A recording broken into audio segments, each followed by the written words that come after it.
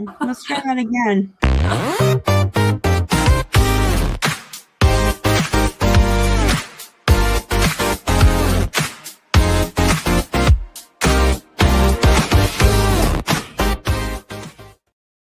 Hi, 2 weeks in a row. I put the end in the beginning. I did that 2 weeks in a row, and I literally said before we went live, let me check my bumpers. I did it twice. But hi, welcome into the Flippin Hippos. My glasses are dirty. Welcome into the live hangout. I'm here every Thursday night at 8:30 Eastern with friends, new, old, all kinds of people. You should come. We have fun. And tonight I have a new friend that I have spoken to before, but I just met tonight, Christopher. And you guys know Karen. And we already have a friend in the chat for Chris. All right, Chris, tell the people. You're new to my channel. No one has ever met you. So tell the people about yourself. So I just sell on eBay, and I do bulk buy storage units to starting, and I give out free eBay tips on Instagram, and it goes over to Facebook. That's pretty neat. Now, I have so many questions. I just can't wait to ask you all kinds of questions about storage units.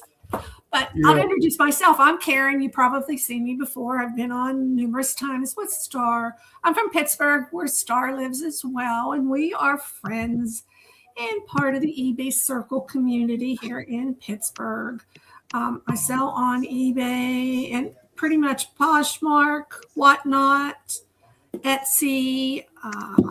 I always forget. Oh, gosh. Amazon, Walmart, although I'm backing way down on there. So I love jewelry, do a lot with jewelry, but I will sell anything that I can make some money on.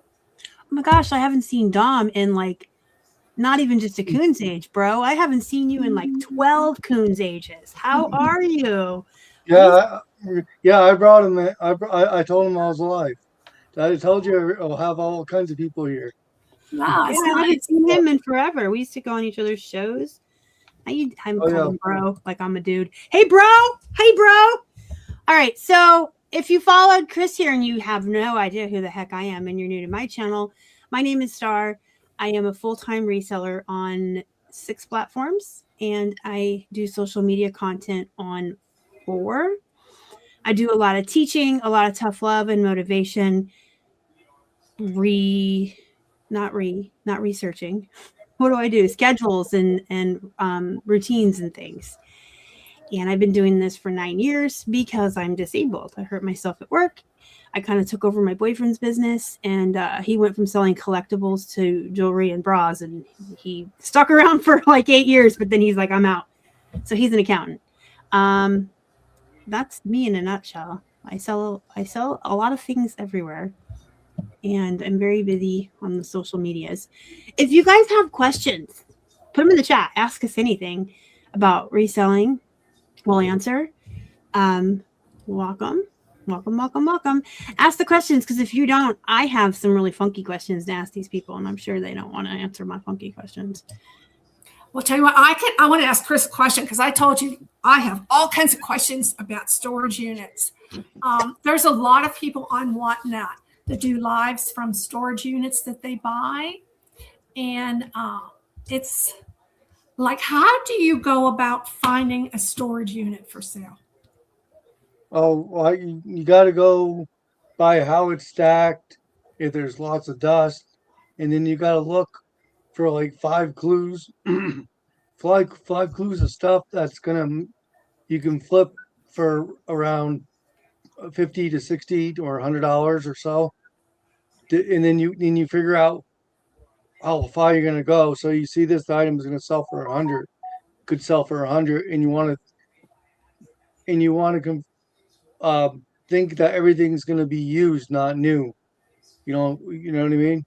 Yeah. Like you find like a nice sound bar, new. Like I saw one with a sound bar, and it says new, it sells for $800, but used, which sells for around $200. So okay, you got that. That's going to sell for $200. Then you got this other thing that's marked a PS3 on the side of the box. So that could be another $50. So you're at $250. Then you find something else, and then you add up. Okay, you got like $500 coming back.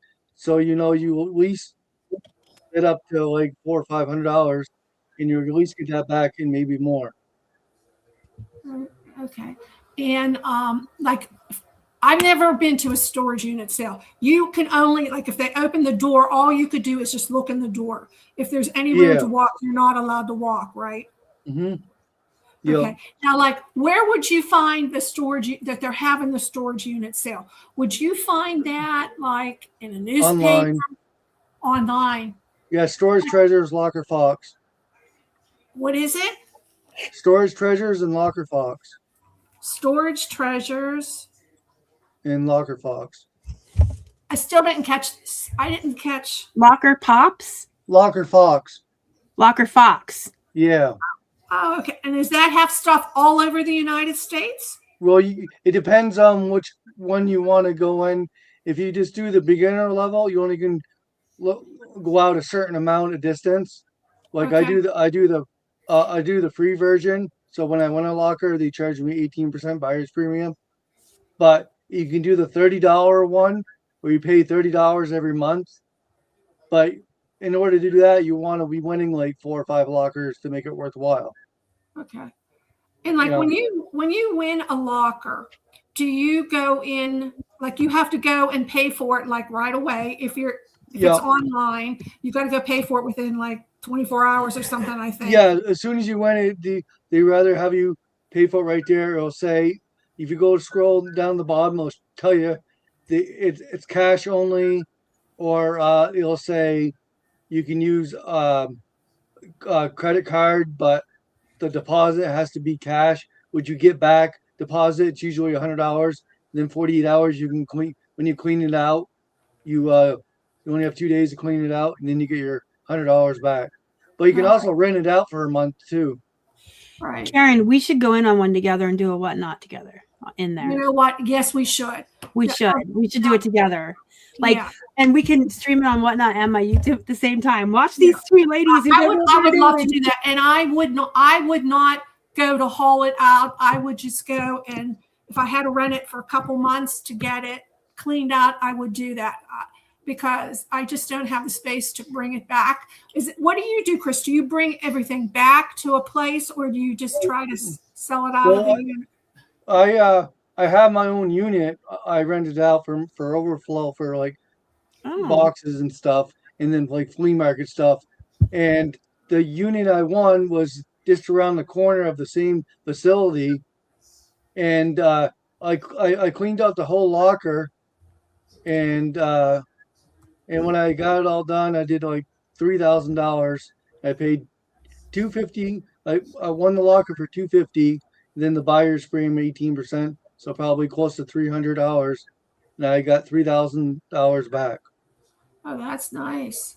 I got $500 worth of gold and silver, and then I had PlayStation games.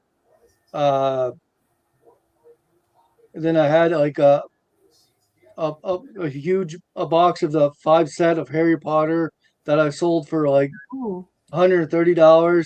Then some other kind of book thing, Tales of the Crypt, I sold that for $119. And then I bought a bunch of stuff to an auction, and I did $300 at the auction. And they auctioned it off, and then I sold some stuff at the flea market. I still got a little bit left, not much, but I ended up like 4 boxes of trash. But now, was that like a real bonus for you? Because like when you looked at that locker where you're getting all this stuff, did you kind of really have an idea that you were going to get that much out of it, or were that like the gold and the silver? That was, I'm assuming, a surprise. Yeah, that was a surprise because you can't see. I was just going in by looking at how their stuff was stacked and what it was. There was of stuff and writing on boxes, and it looked like it was sat there for quite a while. And when I won the locker, that lady had the locker since the 1990s because there was paper in the back from the 1990s newspaper. And then when you get farther up in the locker, there was stuff from the early 2000s that didn't come out yet because they didn't have DVDs in 1990s. Right. Yeah. You know? Yeah, I have a friend on Whatnot. She's in the Chicago area, and there's like a big storage facility, and I think it's like a couple floors high because some of the states they don't go, they go vertical, not horizontal when they build them. And she's got 3 or 4 units that are just smash packed with like clothes and designer purses and everything. And she auctions right off of the unit. And it takes her sometimes 3 or 4 months to clean out one unit. But she's making a killing on those. Killing. Our friend Jenny on 10th and Main does her Whatnot shows, which is where I got the idea from. She does her Whatnot shows in there. Like, surprise, you never know what we're going to find. So... Oh, there's all kinds of people in the chat. This is really okay. We're going to ask our first question from the chat. Okay. Well, sorry I stole the show, but man, I was wanting to learn something about that. Do you ever scare your spouse with anything you find from reselling? I don't have a spouse, so. Do you scare yourself? By myself. Yeah, it's me, myself, and I. That's it. What was the grossest thing that you've ever found in a storage unit? I've only won one, and I found I found the garter belt. That when you do the wedding, you put the garter on the thigh. Yeah. I found one of those. I have an Instagram group, and I did a little joke saying, "Hey, look what I found! I can use this if I get married someday. I have a spare." As a joke. Yeah. Karen, how about you? Did you ever scare your husband? No, I don't think I did. I know what I'm buying before I buy it. So. Well, I buy a lot of wholesale, sight unseen. So yeah. I've seen some things in my time, but I wouldn't say scare, but we had these. Do you remember Furbies? Yeah. They had them, I swear, hand of God, they did not have batteries in them, and they were in the room, and they started talking in the middle of the night to each other. They were haunted Furbies. They just did. And then these musical boxes that I got from his aunt's estate that I've been working on, they'll be quiet for a whole week. I haven't touched them, right? 2:00 in the morning. So I guess scary in that way, like the things that come on in the middle of the night and talk to you or play music, those can be freaky. Lori says, every time I buy something, his first remark is, "Oh no, how much did you spend?" You tell Kurt, we said you're allowed to buy whatever you want. You know what? They all say that. My husband, can't remember much, but that's what he'll say to me. How much did you spend? That's the one thing I've never, because we built this together. We were both full-time together. And then when he left to take the accounting job, I said, all the executive decisions are mine now. So I've never been asked that question. Yeah. I've been asked, did you buy more? Or how much did you buy this time? After I bought that 250 pounds from Lori, he's like, oh my gosh. How much this time, lady? Biggest sale. Biggest sale? Well, the biggest sale was it's sort of the same item. It was vintage 1980s jeans, corduroys, brand new. A guy bought, I had 25 pairs, and the guy bought like 22 pairs. So I ended up with like $1,200. Wow. That's good. Yeah. And it came out of a estate place. This guy had a bunch of corduroys with the tags brand new. Yep. And the guy was sending offer. I had it listed for like 110, and the guy was kept on sending offers for 80, 90, and I was like, I was just sitting here and I heard all like $1,200 just came out of nowhere. I was like, I thought it was I was like, is this real? Oh, I put the thing. It's your turn, Kelly or Karen. I'm talking to our Kelly. The biggest thing that I have ever sold was on eBay, and it was on an online auction, and they had a lot of Oriental and Chinese type things. Like they had some paintings and stuff, and there was a print, and you could view everything online, and it showed the front of the print and the back of the print. Well, the back of the print, it was all done in, I guess I forget the name of, like a museum paper, and it was professionally done with the acid-free paper and all that. And I know to get that done, it costs a lot of money. So I figured, okay, whatever this is, it was worth doing it to. So there were two prints, and they were kind of big oblong prints. I got both of them for $15.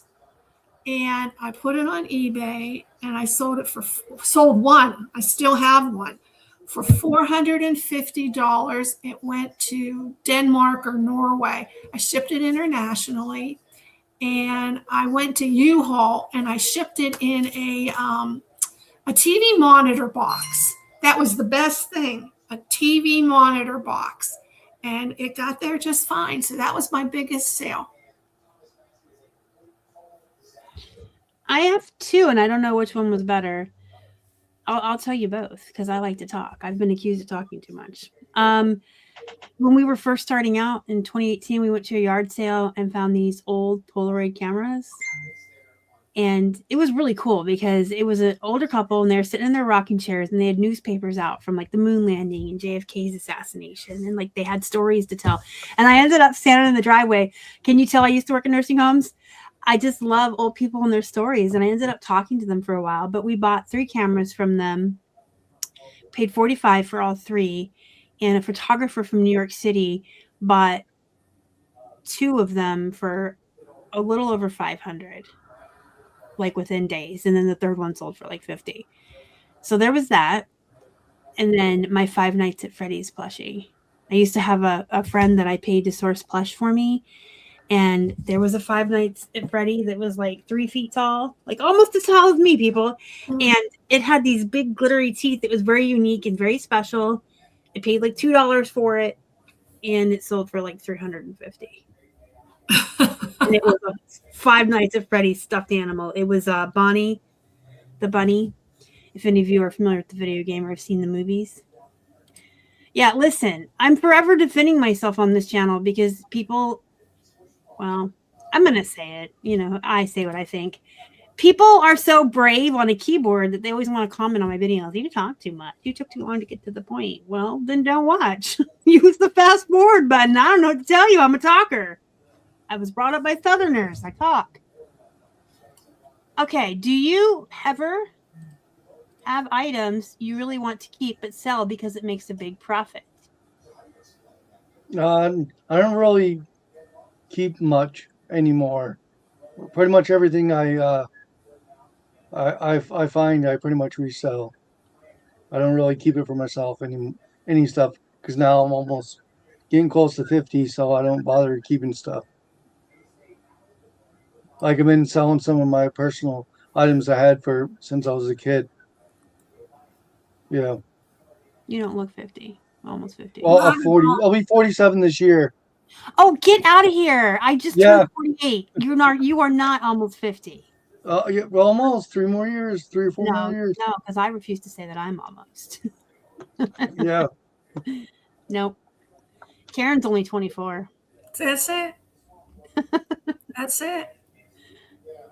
Karen, do you have items you really want to keep? You know what? As I'm getting older, just like Chris said, I was keeping a lot of stuff. And then it gets to the point.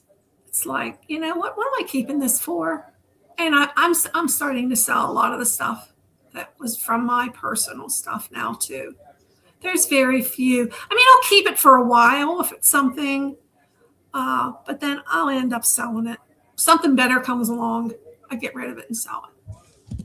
So no, I was just on the podcast This Week in Reselling. If y'all know those dudes. And I said on that podcast, I keep my personal and my reselling lives very separate for a good reason. If I was out here sourcing books and Halloween items, I would never sell anything. So, you know, my personal interests are over here, and I try not to resell anything that would, or Star Wars, or like anything that I would want to keep. So I sell stuff that I don't need jeans or jewelry, right? So no. But I do find stuff when I'm out thrifting that I do like and buy for myself for sure. And I spring clean my house like twice a year and just purge. We're very minimalistic. We have stuff, but we only ever keep stuff for like a season and then we sell it, you know? So we're constantly selling our own stuff. There was a sweater. I don't know if you saw the haul video, Karen.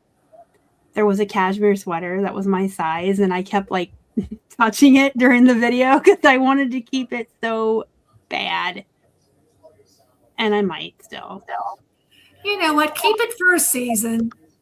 Yeah, I've never had a cashmere sweater. I'm a t-shirt and pajama bottoms kind of girl. I don't have nice things. Oh, here we go. Have you ever ran into vintage paper mache Halloween items? Found a few black cat. Well, see, I would keep those. That would be a problem. Those would be things that would go into my Halloween room. I would. Yeah, I never found any of those before. I never found any either. Tell them about the witch boot, though. Oh, we go to this church sale, and it's once a month, and it's a big old house and a garage, like 2 garages, and it's just full of stuff that people donate.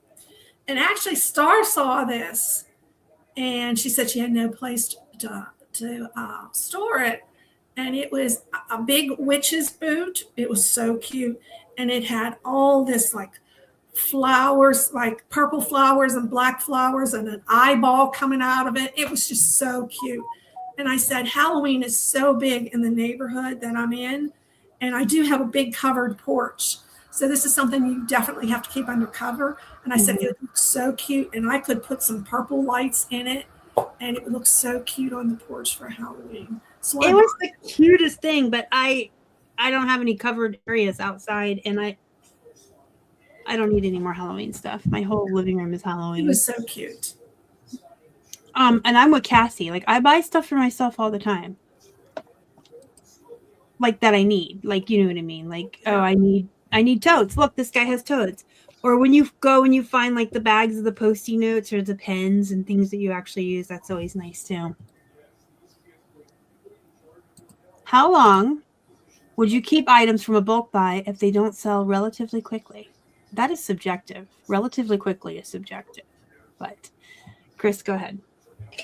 Oh, so when I usually do the bulk buys, I take whatever like items I'm gonna take for eBay, put them on eBay. Then then the lower dollar stuff I take over that's not as exciting over to the auction hall, and then I take some other stuff over to the flea market. Now usually when my car is full, I mean if people saw when some people in this chat saw my reels, my car is packed, and then within 2 weeks later, all that stuff is listed and already gone through, half sold, and then I'm already have my car full again. Interesting. But how long do you keep the items before you? Usually, everything on eBay I pretty much keep. I just take off a few things here and there and bring them to the auction or flea market. But it all depends on what it is. Okay. Okay, I'm really bad on that. The last couple bulk things that I've gotten, I really tried to sell everything in there within like 2 weeks. And I got this jewelry bulk buy from the lady down the street that passed. And I pretty much got rid of everything within 2 or 3 shows. I sold it all. But other things that I've kind of bought in bulk, like some from flea markets and stuff, I'm really bad. I sometimes just don't sell things as quickly. And we were talking about it. I'm starting to just let stuff go because you get like attached to things. Well, no, I'm just letting it go. If I bring something in the house and I sort through it and some of the stuff is, well, this might sell, but it's just not quite. You know what? I dump it. I don't even sell it. I don't even try to sell it. I just dump it. So I'm getting a lot better with that. Well, I'm sure. Well, no, we have a lot of new people here tonight, so not everyone knows this about me. Yeah. Hi, my name is Star, and I get married to my inventory, and I keep it, and I keep it, and I keep it, and I keep it. And it takes 5 years to sell. It takes 5 years to sell. I have the room. Yeah, I feel like if I put in the effort to photograph it and list it, why would I pull it down and give it away for free? You know, I have an entire first floor basement garage type situation. I have room, and every single day I ship something that is 4 or 5 years old every single day. So I just keep everything because I have the room. We have a bunch of people coming in now. We had Chrissy. We've got Valerie. Hi, Valerie. I'm about to do inventory clean out. Well, remember, I like to find out other resellers.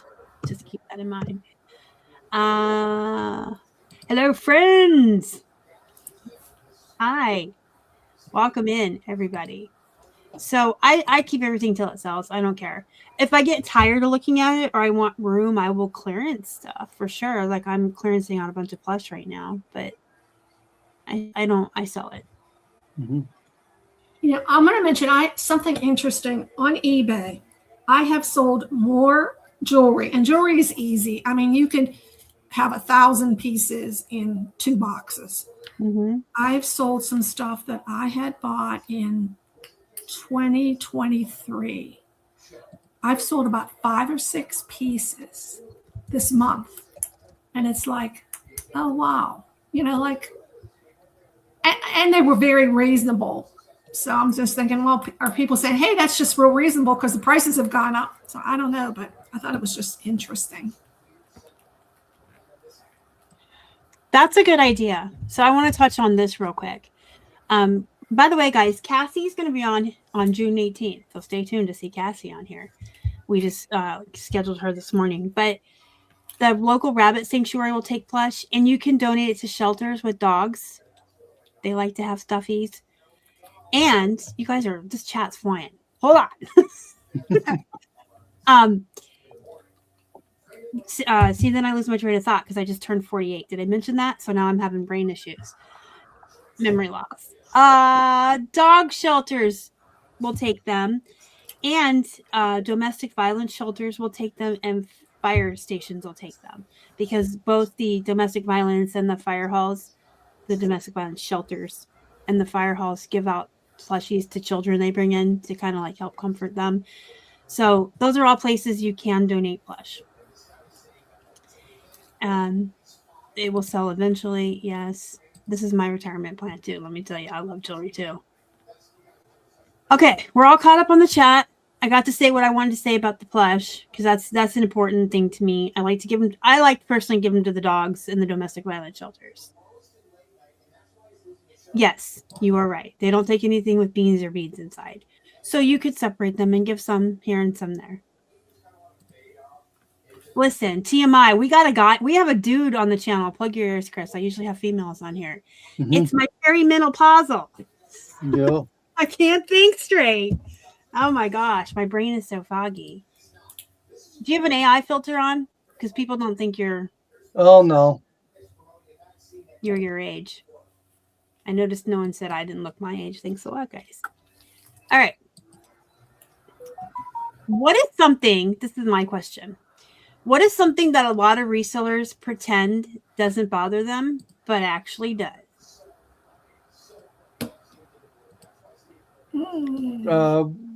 One thing that bothers them the most is when new changes happen on eBay or the Postal Service.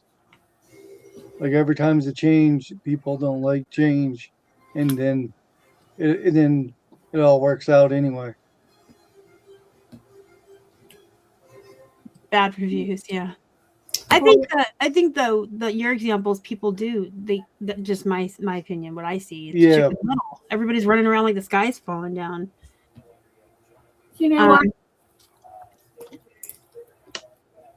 I'm thinking about this, and probably people that say they're selling all this stuff and they're not selling it. That happens. That bothers me. You know, it's like, oh my gosh, I got this and I'm selling, $15,000. And then you find out, no, they're lucky they're making $200. That bothers me when somebody's bragging about how well they're doing and they're not doing that well. Returns. Because even I tell people, keep your emotions out of your business. Returns are just part of the game. You have to deal with them. And I always seem to get all of them at once. Like I'll go months without returns. And then in 3 days, I'll have 10. I'm like, what the hell? Why are they all piling on me? So those two bother me a little bit because they always seem to come in clusters, but also because I can't stand liars. Whether you're a buyer, a reseller, a person I just know at the grocery store, a person, a human in general. I don't like people who lie, and I don't like liars. And I think that's part of what Karen's saying about people who pretend they're something they're not. But I offer free returns. Just say you changed your mind and send it back. Why are you making up things and going around your elbow to get to your ass to make up fanciful novel length stories? Just return it. They're free. Like, I don't understand why people always need to attach some kind of fiction to it. Embellishing is good. They embellish their returns as well. I actually don't mind. I didn't when I had to. I do porch pickup now, but I used to stand in the lines because I wanted my receipt because I'm a volume seller. I cannot take 30 to 50 hits on one day of late shipments. I would lose my entire account. So I didn't mind because I wanted my receipt because my account health means that much to me. Speaking of, Chris, do you go to the post office? Do you porch pickup? What do you do? I used to do porch pickup, but I went through 4 mailmen. They all quit because they didn't want to pick up 30, 40 packages on Monday. So I just bring it to the post office, and I use sometimes I have to back up to the back and unload my packages, or I just use the dolly and bring it into the post office. It's only like a mile away. Karen goes to the post office. I go to the post every single day. I tried the pickups and they weren't picking up. So it's like sometimes I go to the post office twice a day and they know me down there. The supervisor knows me. The people from the other office know me. So it's just, and I get receipts. I was just dropping off and I was not getting a receipt on things. And then I had the most nastiest review on eBay because the post office didn't scan it. And this lady went ballistic and knocked my score down. And I asked her kindly, could she think about it? Because I showed her and she called me a liar. And it's like, you know what? Forget it. I am just getting everything scanned from now on. And I do. I'm typing, but I'll just say it. I never minded standing in the lines because it protected my account. I have an anecdotal story about my mail pickup this week. Would you all like to hear it? Sure. All right, y'all know you know. Now y'all will know. My postman is Hunter. I had Samantha when we first moved here, and then we got Hunter. I always make it a point to go outside and introduce myself to them and say, hi, my name is Star. I run a business. I'll have packages for you each day. We get the little buckets. They take them. It's great. So he got home from work at like 5:30 Tuesday. He comes inside. He goes, we have a problem. I said, oh, we do. He said the packages are still on the porch and all the post offices around here are closed and I'm not driving to the airport. And I said, well, there is one that has like the drop box and it's like a gamble, cross your fingers and hope, but you can shove them through the hole and maybe they'll check them in on time. I had to do it once before, a couple years ago. And so we went out, got the packages, brought them in and said, okay, if that's what we're doing, we're not going to panic. We're going to eat our dinner. We're going to go for our walk and then we'll drive up there. It's a 24-hour lobby where you can shove them in the hole. So we're sitting down to eat. And he looks out the window and he goes, what the hell? here comes the mail truck at like 6 o'clock at night. So we were both like chucking down the stairs. Our kitchen's on the second floor. And I'm like, I got the packages and I'm running out in the yard. And it's this kid I've never met. And by kid, I mean he's in his 20s. And he's like, hi, I'm coming to get your packages. Hunter sent me to get them. We were short staffed today and we're running really late. But he said not to forget you. And I was like, oh, well, here you go. So it is nice when you do know them. And I do tip him at Christmas and take care of him too, you know. Pray they scan it. I have a secret about double back, not a secret, and method when there's rain. That's very annoying. I get questions what are the measurements? I don't know. They're in their description, guys. And this one, yes. Especially Christopher could probably say this too. You're on Instagram. You're part of the public socials. Other resellers are always complaining that they're not getting sales, and it's like, oh yeah, they do it all the time, but they don't. Well, most of them, 90% of them, the ones aren't getting sales that they're saying they're not getting sales is either because they're not listing, is the one thing, you know, and that'll knock off about 30%. That'll knock off a lot of them, and then some of them are still not even promoting. And some are not pricing their items to sell. They're probably because they like to sell because eBay, they like to try to get as highest dollars they can get. And when you got 500 items of the same thing, and you want to price yours like accordingly, and plus, I've been using flat rate shipping. And I was using free shipping, and I took off free shipping and lowered the price a little bit and put in a flatter rate, cheaper than what they would usually pay, and I get more sales, even though it was free shipping to begin.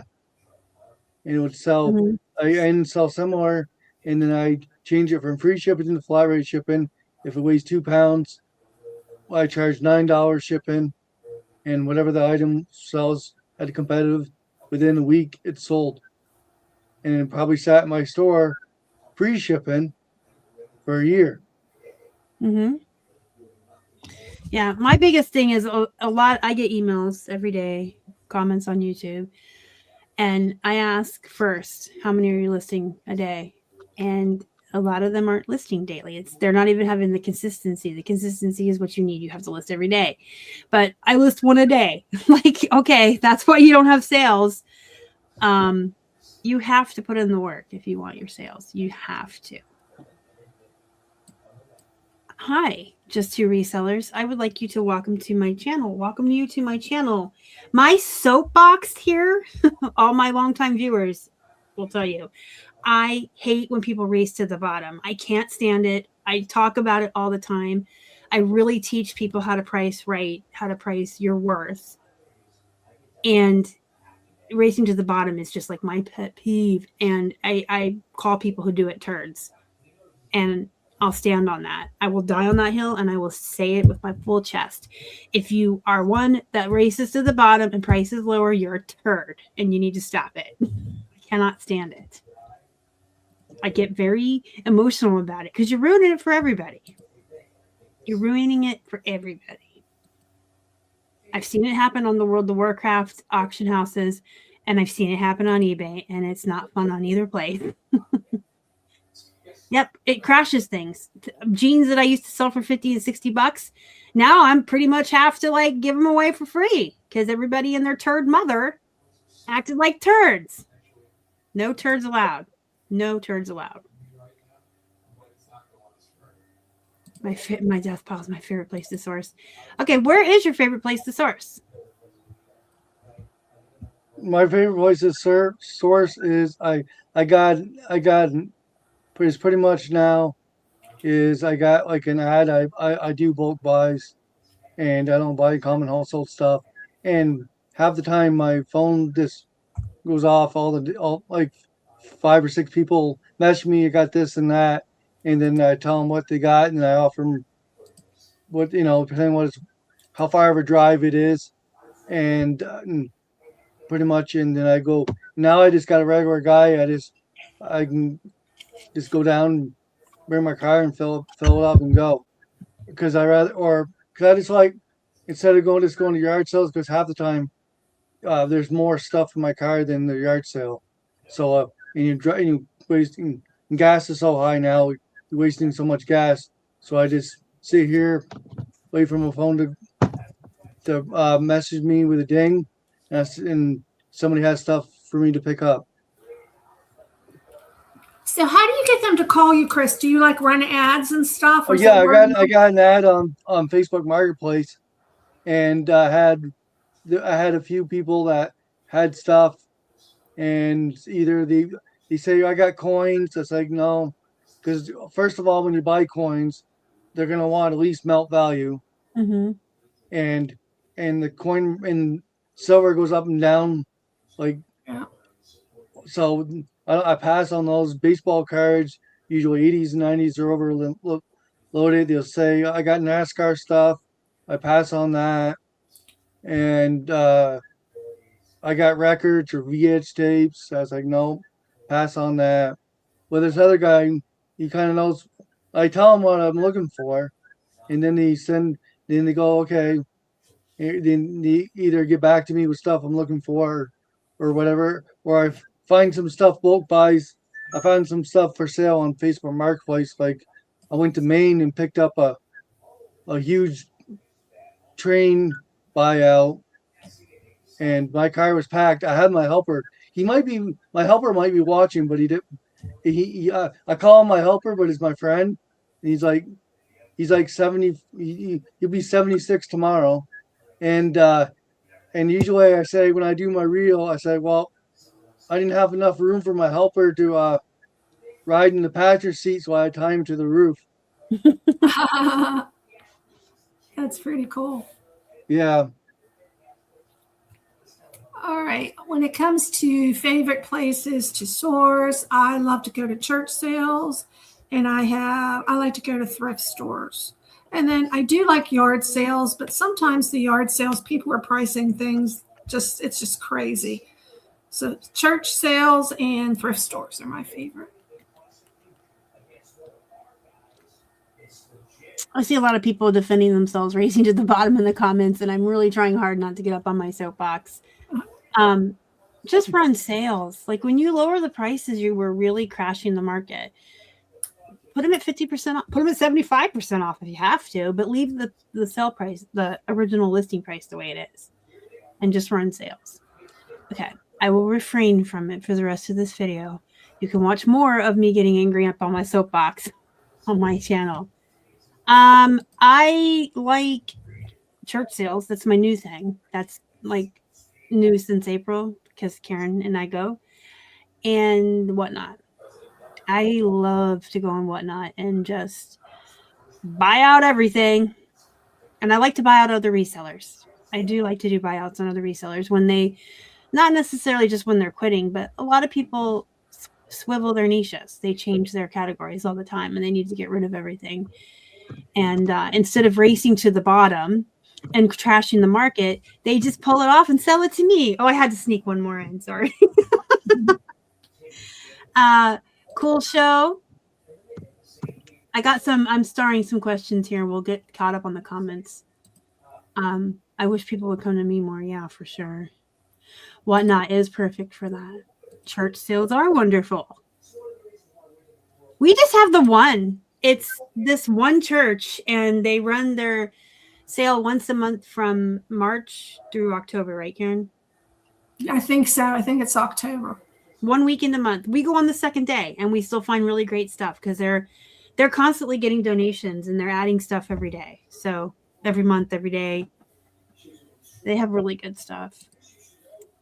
What is one? Oh, we already answered that. Hi. No, what was the furthest you've been to pick up stuff? Oh, that one's kind of down on the list, but I guess we'll jump to it. Go ahead. I went all the way to Massachusetts to pick up. It was 3 hours down and 3 hours back to pick up 320 beer tap handles. I paid like $2.20 a piece for them. I probably sold like they'll probably sell in the next 2 years, but all of them.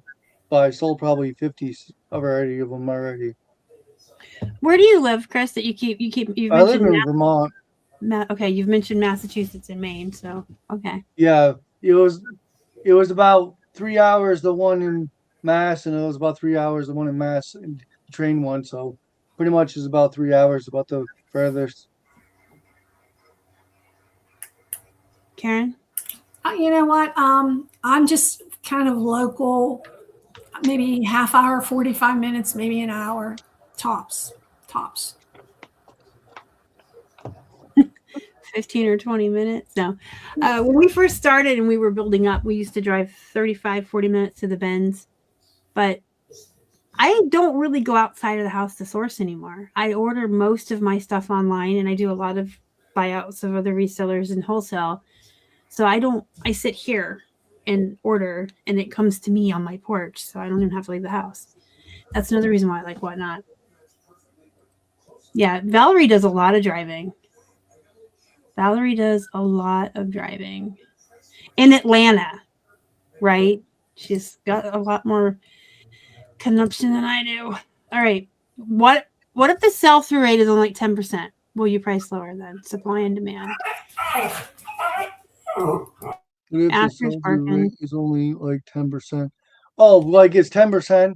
So yeah, I got a few items in the bulk buy. Sometimes I list them, and I go through, and so if it shows like it's selling for like $15 or so, the last one sold for $15 and sold, and they're listed from like $19 to $20 to $18.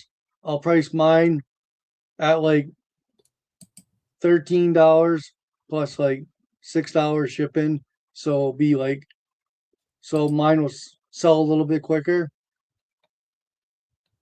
So I pretty much price it lower, then add like a little bit of shipping to it. And then the most of them that are around $18, $19, mine would be around $17, $16 with the shipping. I heard Asher barking, so I'm sure Karen went to take her dog out. So I will go ahead and answer next. All right. I'm about to make a revelation that is going to shock everybody. I don't pay attention to sell-through rate. I don't. I buy bulk. I buy wholesale. I buy big ass boxes with lots of stuff in it, and I list everything in the box because I'm going to get every penny out of that I can. And as I mentioned before, the entire first floor of this house is a garage and basement. It's huge. I have a lot of room to store stuff. I'm patient. I wait for it to sell. And I'm a volume seller. So I have very low cost of goods, and I sell a lot of like bread and butter mid-range items in volume. So I don't pay attention to sell-through rate at all. Is my cost of goods like $1? Can I list it for like 15 to 20 or even more sometimes? Can I do it fast? Can I use AI to do it? Okay, we're doing it. That's all I pay attention to. Karen, we skipped you because you was with Asher. Yeah, you probably heard my dog. That was, Mom, hurry up. I got to go to the bathroom, cry. So it's like I just got to get up and run 1 mile. You know what? Sell-through rate, I don't pay that much attention. I look to see how many items are kind of listed, and that'll make the decision. If I buy it for $1 and it's selling for $20 or $25, I don't care. If I buy it for $1 and it's only selling for 10 and there's 100 people, I'm not going to buy it. So I don't one-off pick things enough to do that. So yeah. If I didn't have my buying method, I would pay more attention. Honestly, if I was going to the thrift and picking things one by one, I would pay more attention to it. But my business model is just buy it all, list it all. I go to the thrift once a month, but Karen, well, we go to the church sale and we go to the Goodwill. And she can attest, I'm a little more choosy when I'm there. Let's see the next question. What is the difference between sale and price? I'm not sure I understand the question, but we can just make up answers. It's cool. Let's see here. What is the difference between sale and price? Maybe she's thinking uh,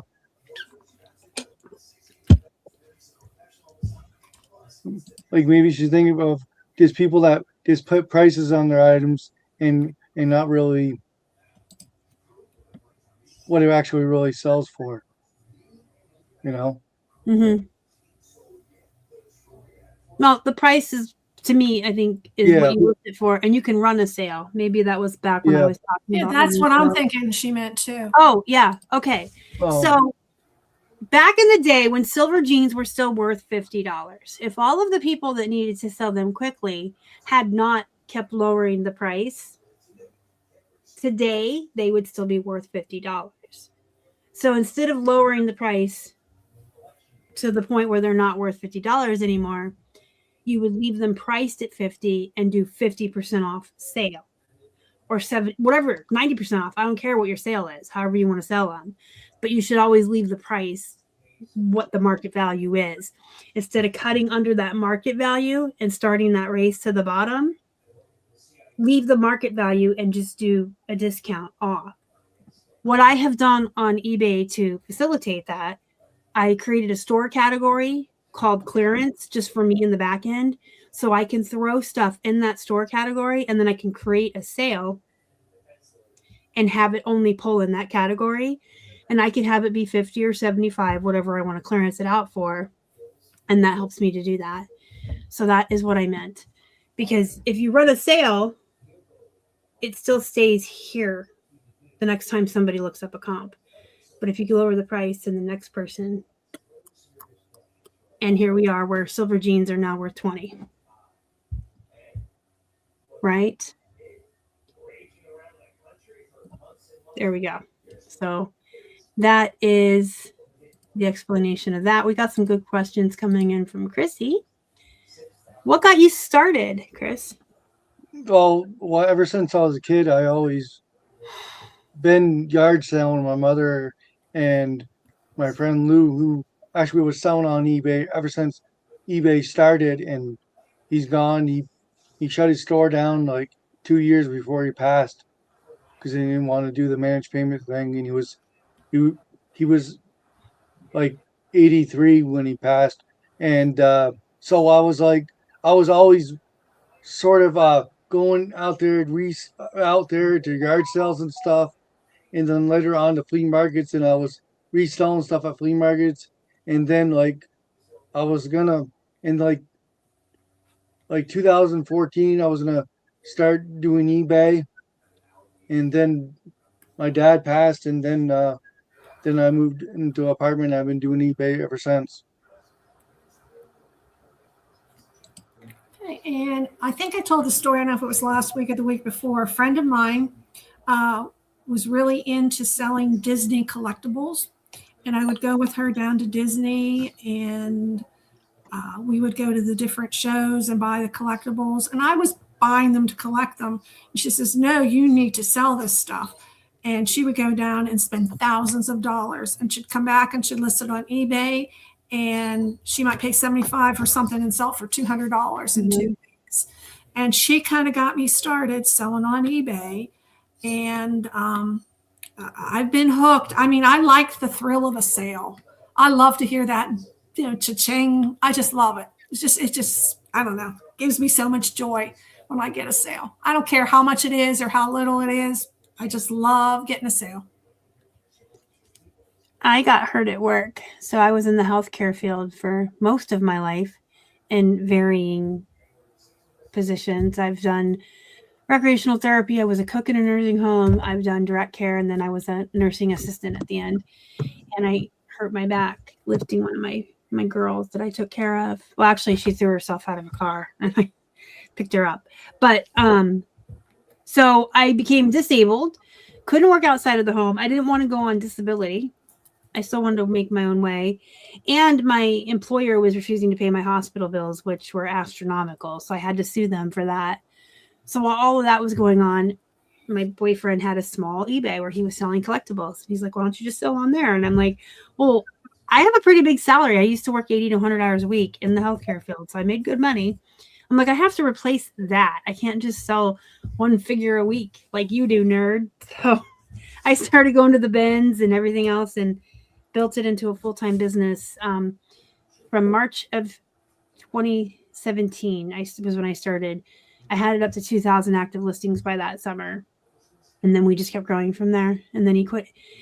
Well, he quit his job. And then the next morning, the world shut down. So he would have been laid off anyway in 2020. And then a year ago, he left to be an accountant because this isn't what he started. But that's my story in a nutshell.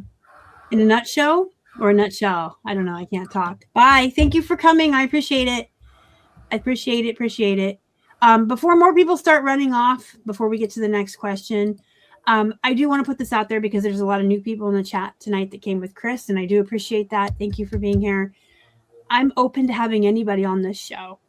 Chris can attest, right? You just sent me an Instagram message. He said, hi, I watch your show. I want to come on. I said, sure, let's schedule you. Here's a date. So anybody that ever wants to come on this show, you just have to reach out to me on my Instagram and I'll get you on. I don't care if you have 1 million YouTube followers. I don't care if you're not even on social media at all. If you are a reseller and you can sit and talk for about an hour, hour and a half with other resellers, come on in. So there's my link tree. You can find my Instagram. That's the easiest way to get me because Facebook hides my messages and I get 1 million emails a day. So message me on Instagram. Mm-hmm. And oh my gosh, Kristen is here. Woohoo! Hi, Kristen. Hi, Kristen. Lori, stop hurting yourself. Yeah, you should come. You've been on before, right? You should come back on. She's been on. I saw her on once.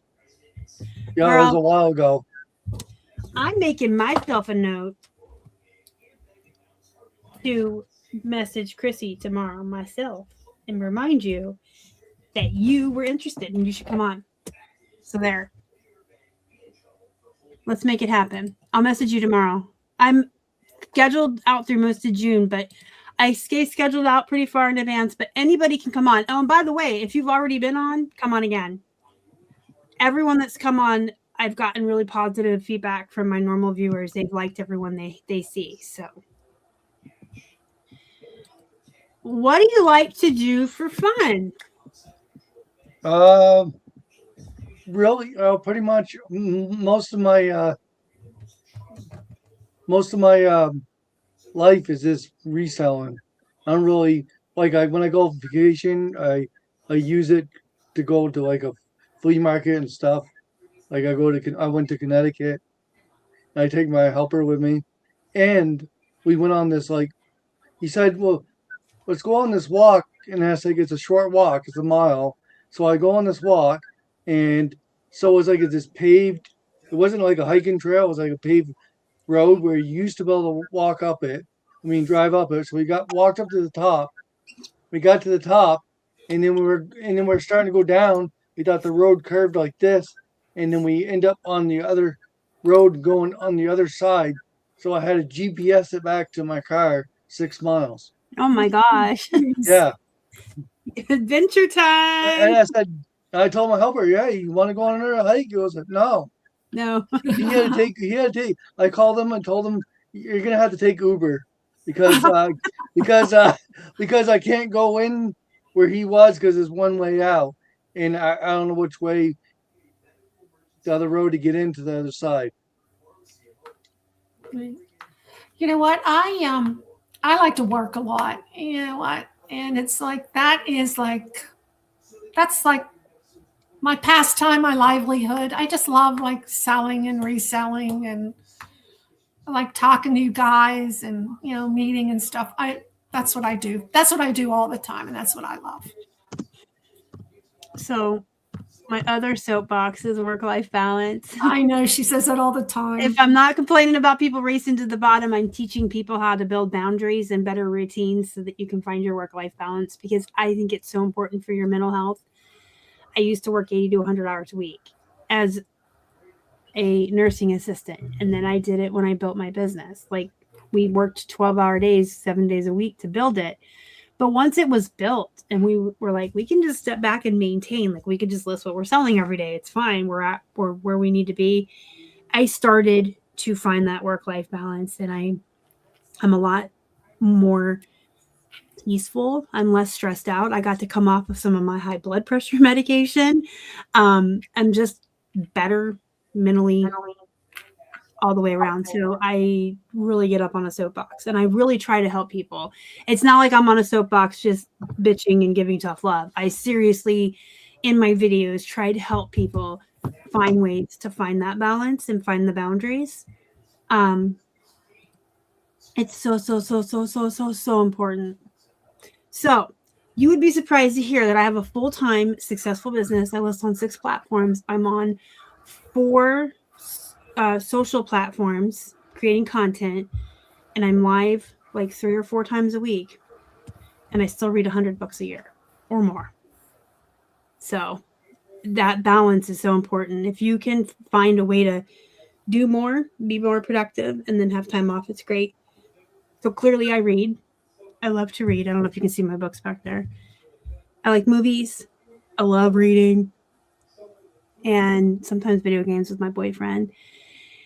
And I feed like half of the wildlife that's here in Pittsburgh. It's all in my backyard. I have all the animals. We live on a dead-end street in the middle of the woods, so my backyard is full of wildlife that I feed, and I love them. I love them. And I make friends with all the dogs and the cats in the neighborhood because I go for a walk every day. That's what I do. Everyone else is just like, I work and thrift. And I'm like, well, let me tell you, I have several things. I like to read. I like movies. I like my animal friends. When I work, I really work. And then I have time to play too. Jenny Lou Who asks this question all the time. What's your favorite curse word? Yes, this is a PG-13 show. So yeah. I don't know. I don't really swear. Yeah.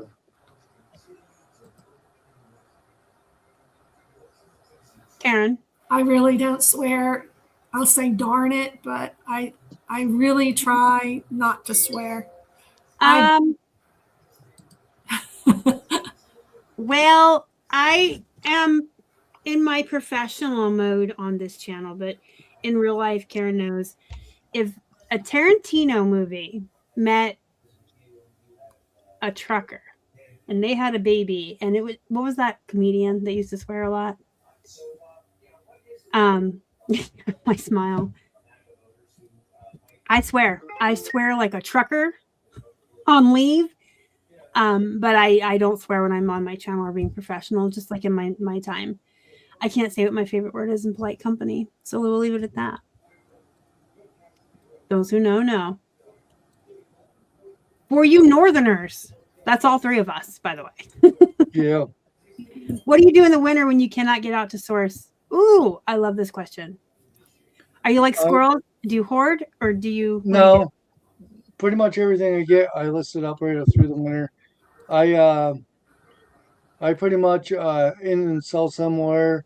Some days, and some days I don't really list that much. And some days when it's not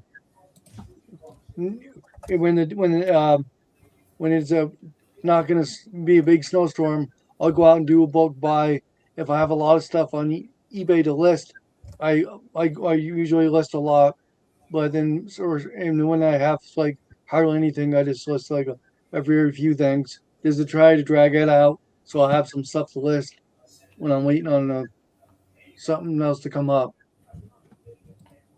Okay, and there's thrift store. The thrift store is always open. You may not go on the day you'd like to go, but they're open. So I'll go to the thrift store, then I'll work through a death pile or a money pile that I have here. So I actually do hoard like a squirrel, and it's like a big part of my channel every year. Starting around August, I start overbuying and piling up a big pile, and I make this big to-do about it. And then I work through it in the winter. I don't like to leave the house when the weather's nice, except for my walks and to see my animals. I'm darn sure. There, look, I didn't sound like I swear. I darn sure don't like to leave when it's -12 and it hurts to breathe. Like, no, thank you.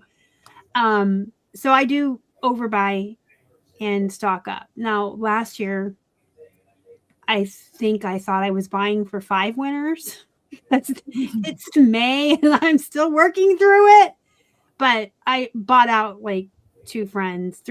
I bought out 3 reseller friends and then also had stocked up a whole bunch of other stuff. But I do stock up because no. If it's below like 50, no, I'm not. It's just I'm not. I have that choice. Like I used to have to dig wheelchair vans out of the snow and put my girls in the lift and put them in the van and drive in the snow and on the ice and have heart attacks and stress. I'm not doing it. I work for myself from my house. And if I don't have to do something I don't want to do, guess what? Not going to do it. We had misty spring. Girl, it was like 40 degrees here. And it's going to be 80 in 2 days. I don't walk into Pittsburgh, Pennsylvania.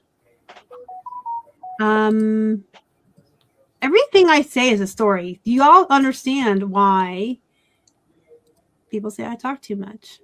I was raised by Southerners. We have stories. Everything's a story. Do you listen to other reselling podcasts? Yeah. When I first stumbled onto YouTube, I used to watch every one. I could watch like there's there's so many now, but when I first started watching, I was when some of the OGs were they don't even do reselling videos anymore.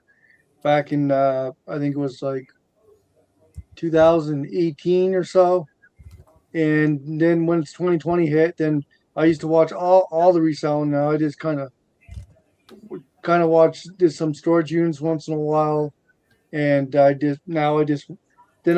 watch some fishing now when I'm listing, or put on music while I'm listing, or I've been watching this golf channel. This lady does she does matches of golf, 9 holes, $100 a hole. So you beat her on a hole, she gives you $100. But if you lose and she wins, you don't have to give her nothing. So pretty much reselling YouTube. I don't watch as much. I just watch a few here and there now.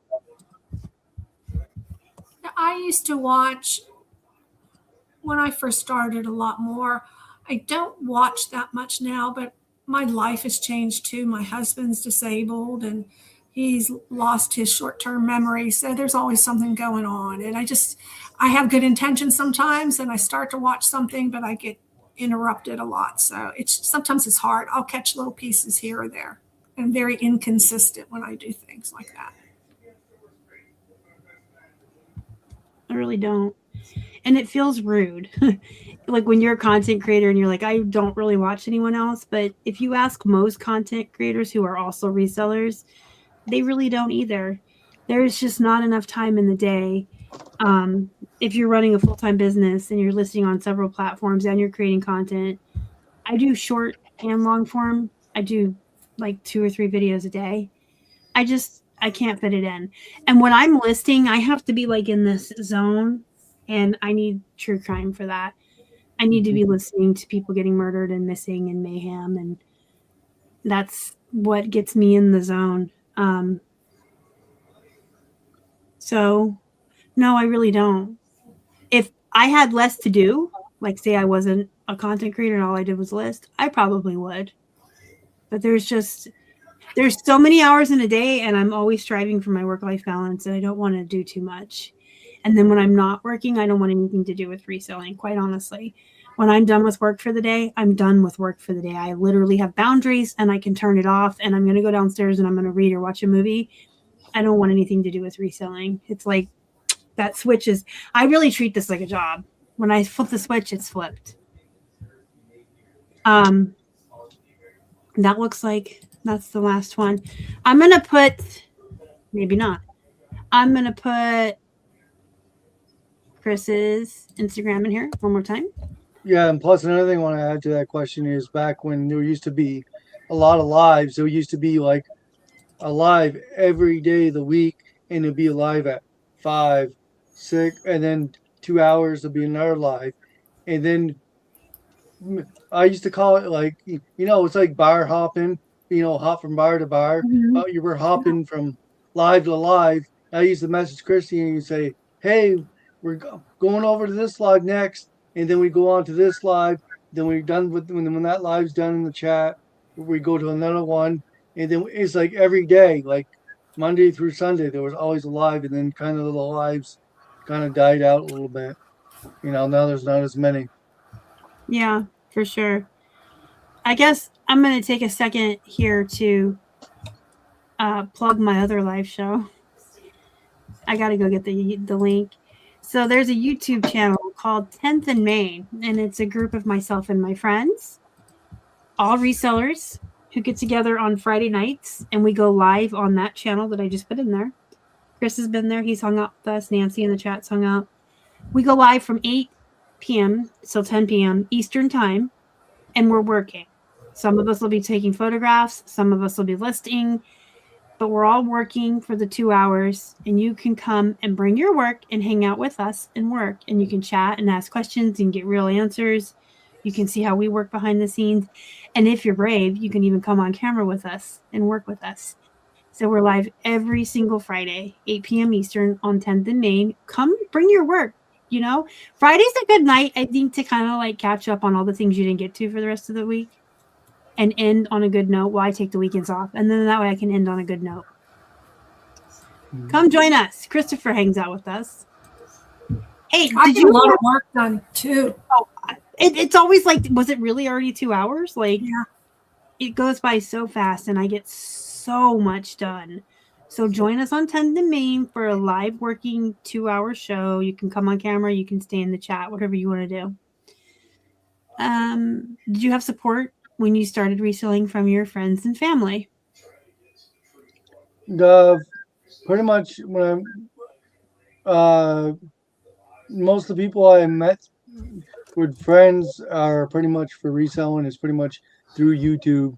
But when I pretty much started, I was out like one of those guys out in a canoe without a rowboat.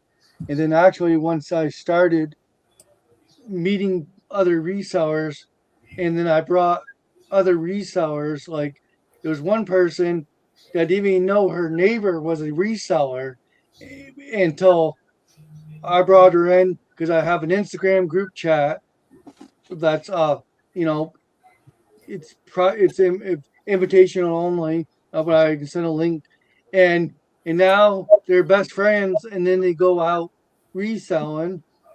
And then there was another one. Mary was here. And she was out. I felt like she was out by herself, and I brought her in.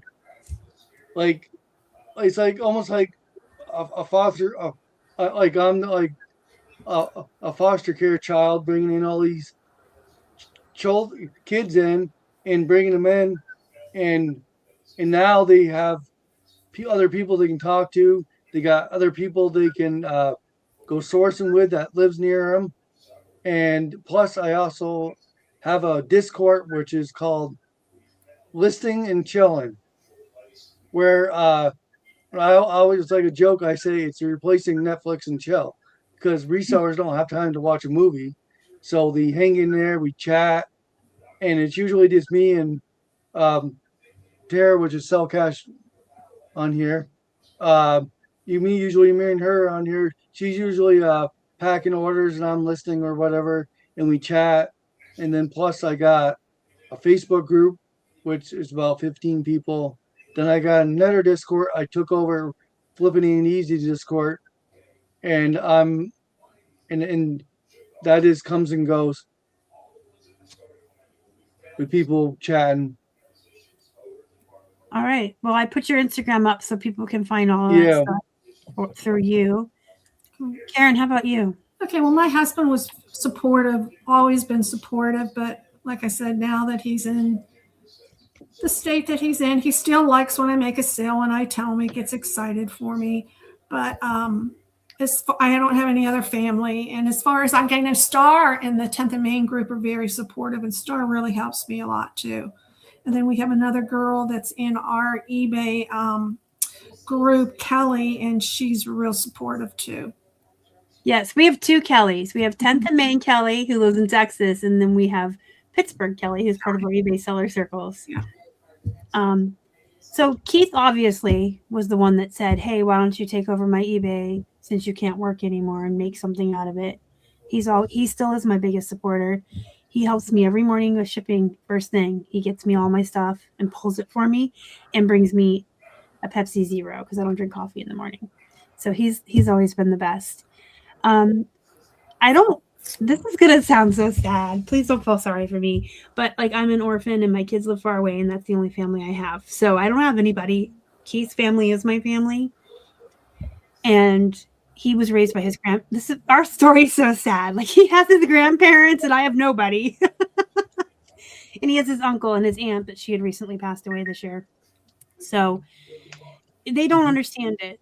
Like, his grandparents are older and they try to be supportive, but they don't get it. They don't understand it. At first they thought what we were doing was wrong, that we were like cheating taxes, or why would you buy it for $1 and resell it?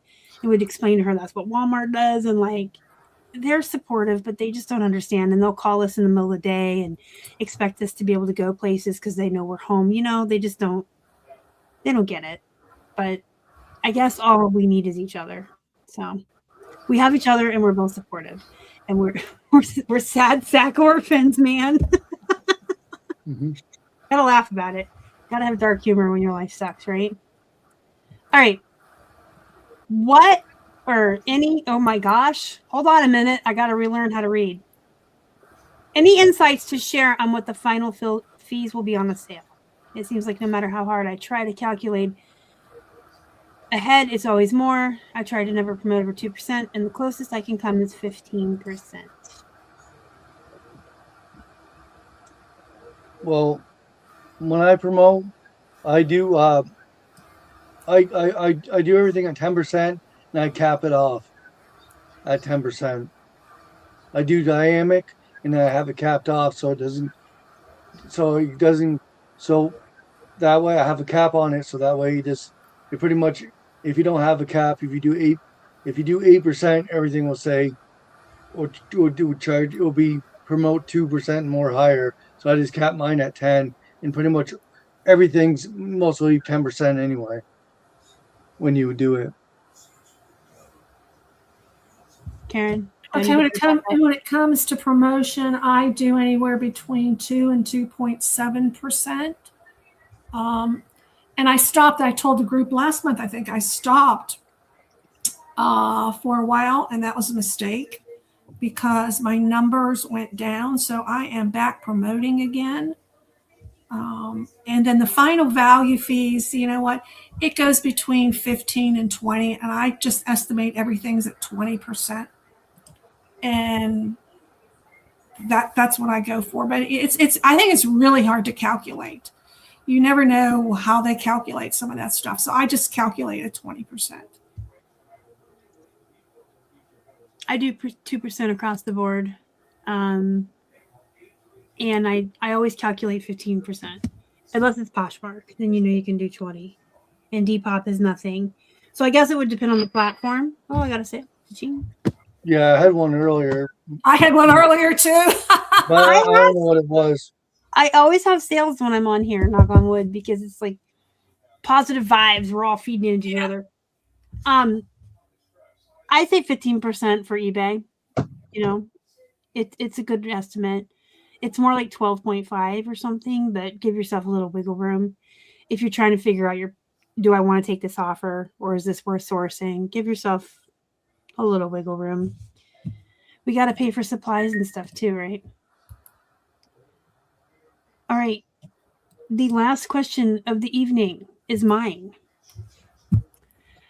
Chris, what is your best advice to tell a new reseller? Because I knew you were going to ask this question, but as a new reseller, but it could affect both with new resellers and resellers. So this, I know she's listening. on her iPhone, on her iPod ears, but she actually she works for her dad doing reselling, and then she makes jewelry and she sells it on Etsy, but she put it on the side burner. And what I say is, with that is something you like to do and enjoy. Just don't give up your dream and just keep on doing it. You know, until any people put you down on it. You know. Mm-hmm. That's good advice. And mine is do what you love. And you know what? A lot of times, people will sell their souls for a job and they hate that job. Don't do that. It affects you later in life. I mean, you can get sick from it. You can have mental issues from it. Do what you love. You'll find a way to make the money. Do what you love. My advice is going to fall on all kinds of deaf ears tonight, I'm afraid. Find your work-life balance. Find your boundaries. If you're new to this channel, I highly recommend following it and just digging through some of the newer videos about boundaries specifically. I have a playlist called Motivation. Every Wednesday I put out a video that has to pertain to something that's motivating, and I talk about boundaries and routines and schedules. Do yourself a favor and watch them and take them to heart and do the things that I say, like the exercises, like write things down and prioritize your schedule and stuff. Because if you are constantly going to be working and working and working and working and working and working, you're eventually going to burn out. Even if you say, I love working, it's all, you're going to eventually burn out. You are. And stress is a silent killer of people. A lot of people don't understand when they're stressed. So, yep, everyone knows that that's what I'm going to say every week. So I challenge everyone here with me and in the chat to take half a day this week. If you're a workaholic, I'm taking both days off. I'm going to the movies. I'm going out to lunch. I'm going to read a book or 5. But take half a day off and do something. Go for a walk. Watch a TV show. Do something. Yeah, there was a new guy that came in. Like, I think that's a guy out of New Hampshire. We just came in late. That that's what I think it is. I bought some stuff off him, and he's been following my Facebook reels and stuff. Hi, Blake. Thanks for coming. Chris, thanks for coming on. I appreciate you coming on here. Yeah. Thank you. If you ever want to come back, just let me know. We'll have you right back on. Okay. Yeah. And Karen, thank you. Thank you for inviting us. Yes. And everyone, I would like to take this time to publicly announce that Karen and Pittsburgh Kelly gave me a box of chocolate-covered strawberries for my birthday last weekend. And it was so sweet. They brought them to lunch, and it really meant a lot to me. So thank you, Karen. Oh, you're so welcome. And thank you both for being here. Everybody in the chat, thanks for coming. If you're new here, go ahead and subscribe. Dig around my videos. There's something for everybody here. I don't focus a lot on the selling. I do hauls and what solds, but I really focus a lot on the reality and scheduling and stuff like that. Anyone in the chat that would like to come on, hit me up on Instagram. I will talk to strangers. I'll have anybody on. I like everybody. So let's do it. Thank you, everybody, for being here. Thank you for the guests. And you guys take some time out for yourselves this weekend. Super important. And I will see you in the next one. Bye-bye, everyone.